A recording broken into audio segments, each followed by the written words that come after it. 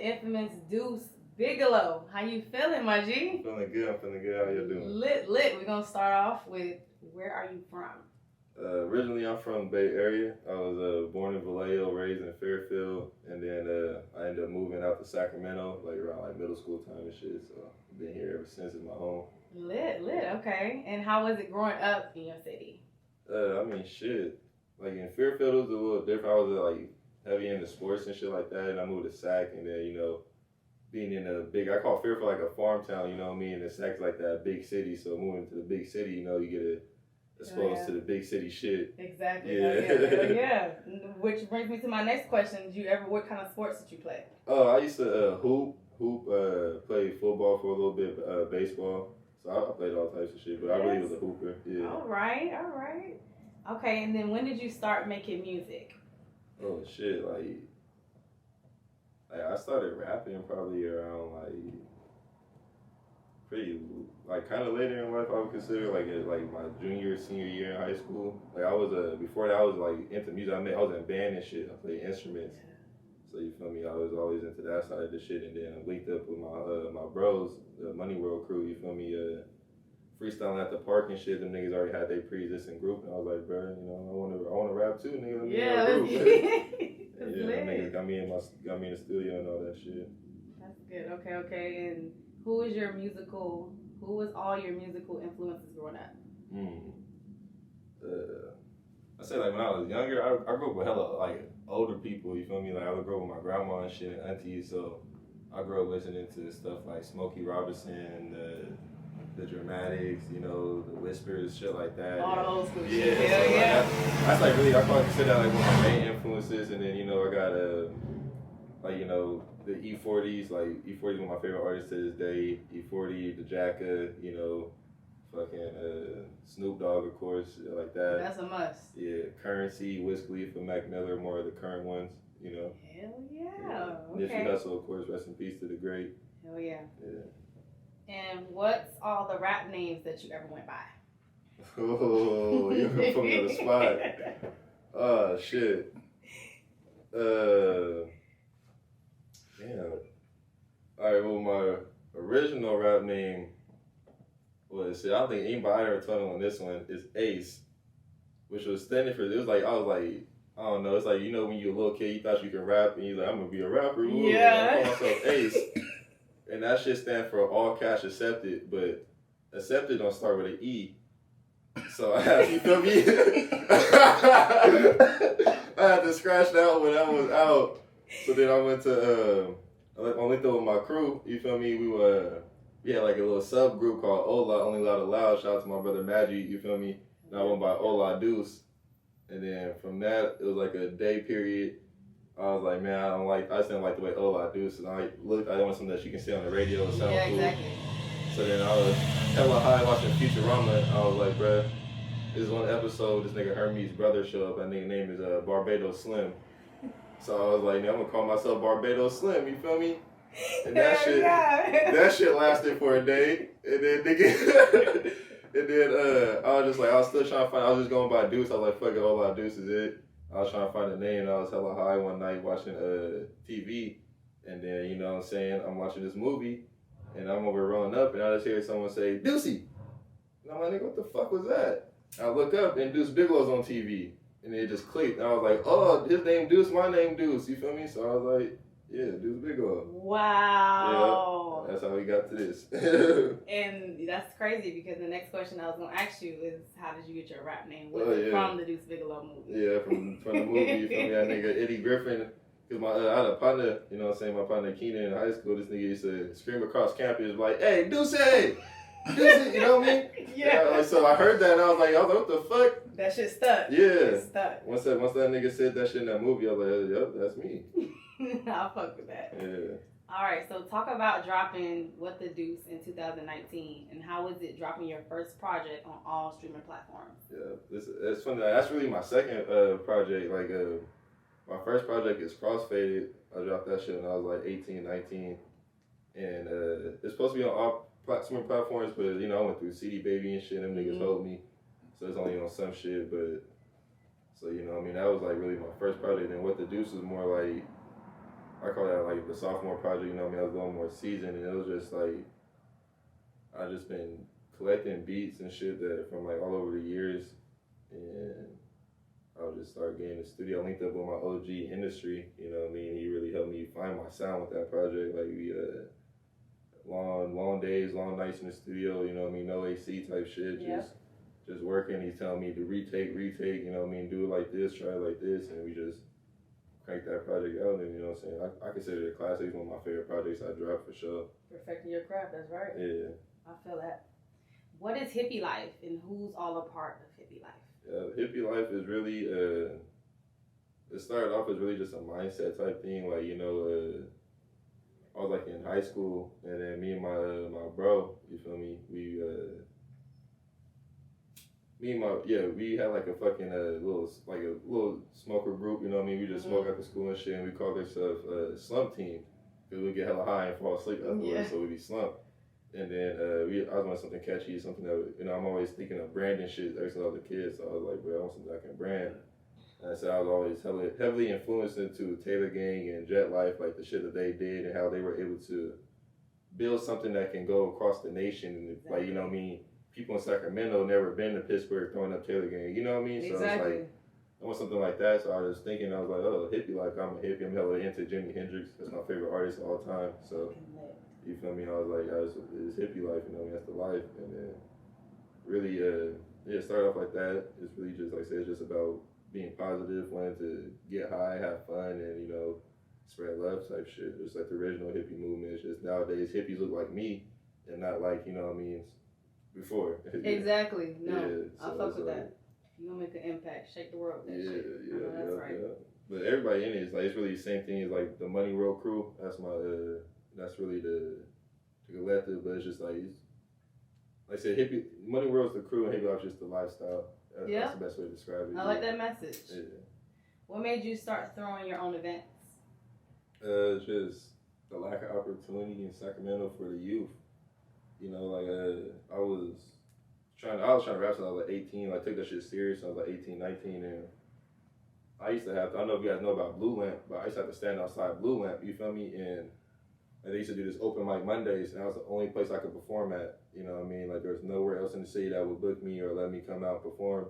So I would stand outside there because it was a 21 and up bar. So I'll stand outside all motherfucking night to let me perform, and I'll stand back outside just to interact with people and shit. So, like, doing that shit, I was like, bro, this is Boosie, you know what I mean? Like, I'm 18, I gotta do this shit. Imagine people younger than me and shit like that. So I was just like, you know, I was always want to throw events, and then my two of my bros, you know what I mean, my big bro Goofy and then my bro T Strong, they basically was just like, bro, they weren't talking about throwing events. I had the idea already, so they just put me in charge of this shit, let me do my thing, and then we, you know, made Hippie Holidays the first little toy drive. Came together. Yeah. Wow, that's huge. You created a path for others. Yeah, that was all the plan. It was just like I said, just wanted to give younger niggas like a place to perform and somewhere that's not going to charge you fucking $400. You know what I mean? You got to sell 20 tickets still and all this stupid shit. You know what I mean? Nah, come out here, come perform. You know what I mean? It might be a $10, $20 fee at the max, but most of the time it's free. You know what I mean? He just wants you to get on stage and perfect this craft. Exactly. Amen to that. Which one of your events do you feel is the best one you've thrown? Ooh. Like I said, that first Hippie Holidays, I got love for that one just because of the synergy that was around it. It was like my first event. I didn't know how it was gonna turn out, and we ended up selling out everything and had hella toys and shit, and just giving those toys to the kids. That shit makes me feel good. You feel me? And I say either that one and R420. Last year 420. Oh no, this year 420. Yeah, this year 420, 2021. Cause like, that was another event, like I didn't know how it was gonna go. There was other shit going on that day. I didn't have no tickets sold the day of, but we ended up selling out, having that shit packed, smoky. That shit was lit. That shit was a fun night. I definitely love that shit. That's what's up. Yeah. That's what's up. What's a pet peeve of yours when it comes to events? Ooh, pet peeve. I would say just overall unprofessionalism, like shit that should have been hashed out like the day before or something, or, you know, early that morning, getting hashed out during the event, you know, as a DJ artist sending me they set, like as the event's going on, you should have did that shit a week before. Or, you know what I mean, I have to go get the artist, say, hey, bro, what order you want your songs in? Like, you know, send that with your DJ, send that to your DJ, send everything all at once to the DJ, and it makes everything go smoother, you feel me? That's one thing I've noticed about your events. Yeah. Very organized. Yeah, I try, like I said, just because I've been around, like, I performed at hella events, I've been throwing events for a cool minute now, it's just like, it's common sense, you know what's supposed to go right, what's supposed to go, you know exactly. what I mean? How shit should go. Some shit you can't control, but you know what I mean? Everything should run all in all, smooth. you just go with the flow, exactly. You gotta have a team, you know what I mean? Like, eventually I want to throw festivals and shit, and I can't do that if my team ain't on point. Everything's not running smoothly, you know? Exactly. I feel that. What made you start being a DJ at events?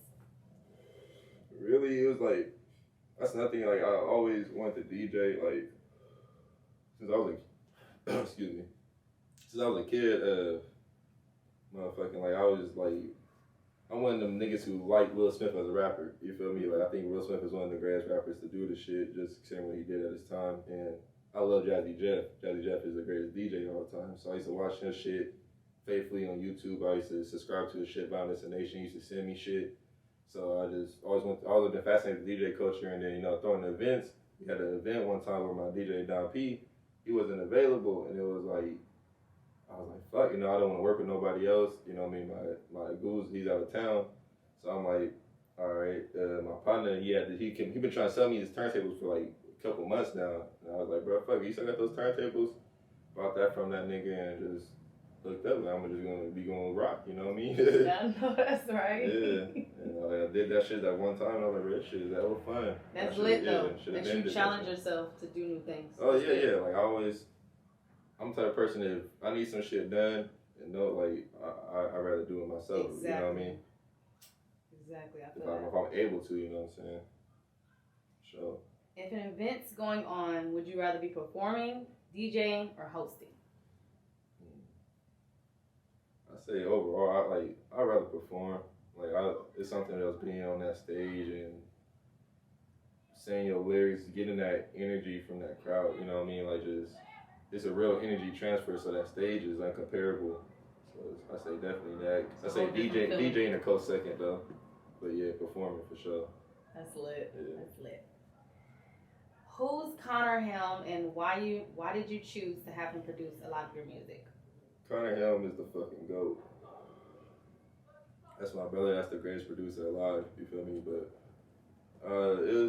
we have a funny story, like, he's one who came to the original Hippie holidays and was around part of the community type shit, and we fucking, like, I don't know, like, we end up, we met up, like, we were at Freestyle Friday one night, and he was like, bro, ooh, I make beats and shit, and I'm looking at him like, if you ever seen Connor, you're like, okay, like, yeah, you make beats for sure, and then he just started showing me shit, and I'm like, bro, this shit's slapping, and then we got in the studio, I instantly felt the connection, like, he instantly knew the type of music I was trying to be on, we had the same, musical background as far as, like, the shit that we like and listen to, shit like that, we have very similar tastes, so, you feel me, it was just a natural click, and it was just, like, I said it's my favorite producer, so why not have him produce everything, you know what I mean? Exactly, yeah. Someone that you can trust. Exactly. All right, so talk about Mitch Richmond. What made you choose him out of all the Sacramento Kings players? Mitch Richmond is probably my favorite basketball player of all time. Like, I'm a Kings fan, you feel me? And Mitch Richmond was cold. He was a rock. That nigga was a cold nigga. Straight up, I ain't gonna lie. Nigga, you know, wore my favorite number, you know what I'm saying? That Dusse, you know? And then, like, your nigga's really the real reason why I named it after him, because he's one of the few players, I believe he's in the Raptors and the Kings, and he's in the Raptors and the Warriors, which makes him a Bay Area legend and a Sacramento legend, which I consider myself. So yeah, Mitch Richmond. Right. You feel me, on the modern day Mitch Richmond. That's real shit. All right. And last but not least, what's your thoughts on the Sacramento music scene?